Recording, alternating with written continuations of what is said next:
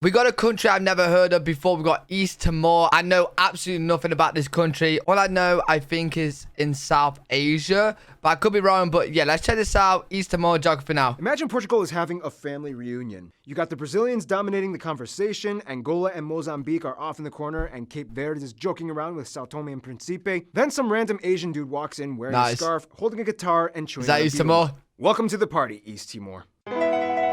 Oh, this is going to be good. It's time to learn geography now! Hey everybody, I'm your host Barbie. Welcome to the first new country to enter into the 20th century. East Timor is small but loaded with backstory. Let's start off with the location, shall we?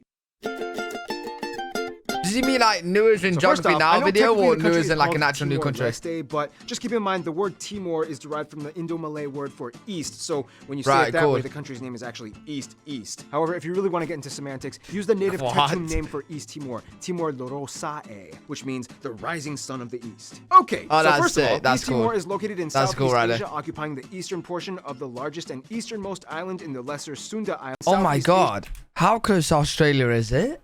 What the? Occupying the eastern portion of the largest and easternmost island in the Lesser Sunda Islands, Timor, which they share with Indonesia. Right at the convergence of the Banda, Savu, and Timor Sea, just a quick hop away from the northern coast of Australia, making East Timor the only Asian country to be completely located under the equator. In addition to the east side, they also occupy the Akusi municipality, which is an exclave surrounded by Indonesia's half of the Timor Island. Of course. The country also contains the islands of Taro and Jako. The country is divided into 13 municipalities, with the capital and largest port Dili located on the northeastern part of the country. Back to Akusi. You might be wondering why East Timor is split up this way and why they even have an exclave, or why they occupy the east side. Like, wouldn't it be easier if they just controlled the entire island of Timor? Oh, geography down, my bad. We moved the camera, there we go.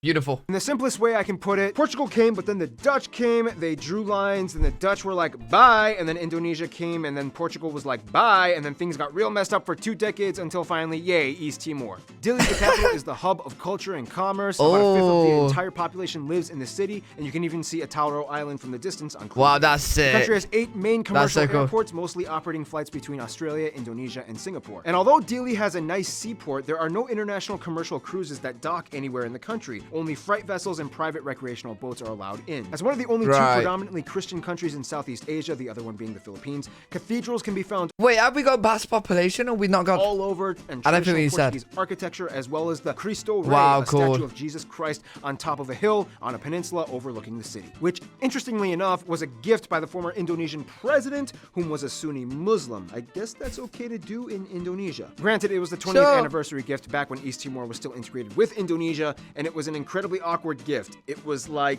hey, that's East a dope Timor, statue. You know, it's been like 20 years, and we know you're Christians and stuff, so here's a Jesus statue. So, we cool?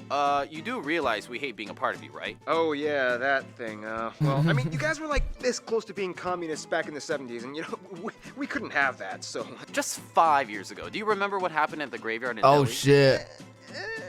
Oh, but leave the statue. I kind of like it. Oh, East Timor. It's pretty funny though, because even though West Timor is legislatively different, the people and land are virtually identical in so many ways.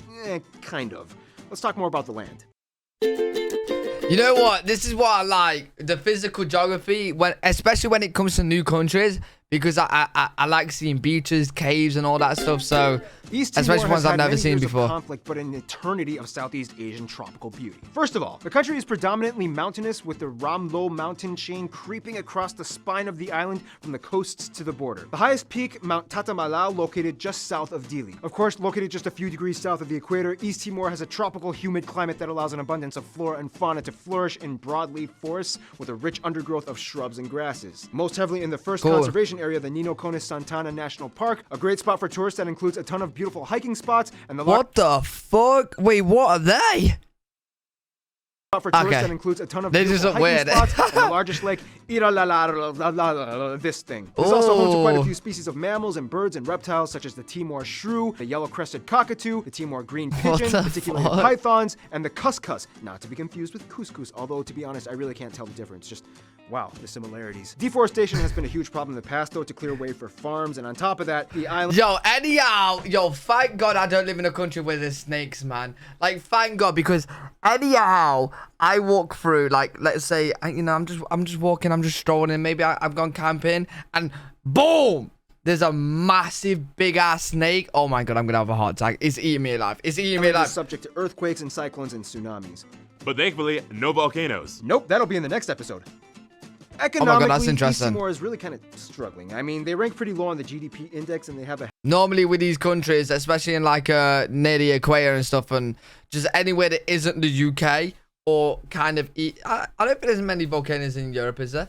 There's just volcanoes everywhere. Literally heavily everywhere. dependent market economy driven by coffee, oil, and sandalwood. Since independence, oil has made up most of Oh, the we national love budget, coffee. in return earning them the title given by the IMF as the most oil-dependent country in the world. However, it's weird because it's located in the Timor Gap, a spot that's kind of disputed with Australia. It was kind of awkward because it was like, all right, we found a ton of oil. Let's start drilling. But it's closer to me, though. Oh, well, hey, East Timor, didn't quite see you there. I'm kind of in a bit of a struggle. Maybe we could share it? Great, I'm on it. That's Let's actually go. such a good Australian Coffee is a accent. huge commodity out here. Typically, it's exported dried or... Wait, what is it? Let's go. Coffee is a huge commodity coffee. out here. Typically, it's exported dried, organic, and unroasted. About 46,000 coffee farms exist in the country, employing about a fifth Oh of the my entire God. country's population. Most people survive off of subsistence farming, which can be a little nerve-wracking considering that East Timor actually has a hungry season. If there isn't enough rain, they usually have to resort to akar, the Plan B staple, made of dried palm bark, beaten into powder, mixed with water, and cooked over fire. Otherwise, East Timorese cuisine can actually be What? quite scrumptious. Unlike other islands in the area, the East Timorese have a cooking style influenced by the Portuguese, so you see more ingredients like corn and pork incorporated into the dishes. Remember, a lot of the other Indonesian islands surrounding East Timor are predominantly Muslim, so you don't find many pork dishes. Of course, though, they add their own island flair with things like tamarind, coconut, and capsicum spice. Crazy, right? Oh, now we're talking. Now we're talking. I don't know what those spices were. They kind of look a little bit like peppers. I love peppers. Oh my. It's like a mix of Islander and Portuguese and a touch of Southeast Asia, kind of like the people. Let's cover that now. This is where things are going to get a little colorful yet mysterious. First of all, Right. the country has about 1.3 million people and is the Is that it? Oh, it is a small island to be fair, but 1.4 million. Wait, they have 1.4. They have 1.3 million people, and they have 40,000 coffee factories. What? only Portuguese-speaking country, if you don't include Macau, in Asia. Ethnicity-wise, it's a little tricky to get the exact numbers because the country doesn't really emphasize reporting social identity in their census. Almost the entire population is of Austronesian descent. That's people who are generally mixed with Malay-Polynesian heritages. The population of East Timor actually has roots closer to the Aboriginal peoples in Australia and Papua New Guinea than the rest of the Indonesian archipelago. Add in a pinch of possible Portuguese ancestor and voila, you have an East Timorese person. Nonetheless, distinct tribes and people groups inhabit the area. The largest groups, to the best of calculations, are the Tatum at about 10%, the Mambe at around 8%, the Tukudede, Galali, and Kema at around 5%. this is split. The rest is just kind of like a ton of damn. other smaller Timorese people groups and tribes, with a small population of Europeans and Hakka Chinese. Once again, those numbers are general estimates and probably not fully accurate, but in the ballpark. I actually contacted the East Timorese embassy in Washington, D.C., and even they didn't have the exact numbers. It's that complex. So wait to get to my episode. Wait, what is this episode? That flag's a cool flag. I'm not gonna lie. I don't know what it is. The country has two official languages, Portuguese and Tetum, a native language which actually has various dialects in itself. However, there are over 30 regional languages and dialects spoken throughout the country. To this day, Indonesian is considered a work language, whereas English is just starting to make its debut considering how much business potential lies in English speakers. Speaking of which, East Timor uses the US dollar as its currency. They do have their own skill lies in English speakers. Speaking of which, East Timor uses the US dollar as its currency. They do have their own Wait, isn't that interesting? Like, isn't that like different? I haven't seen one of these yet where they use the US dollar for their currency.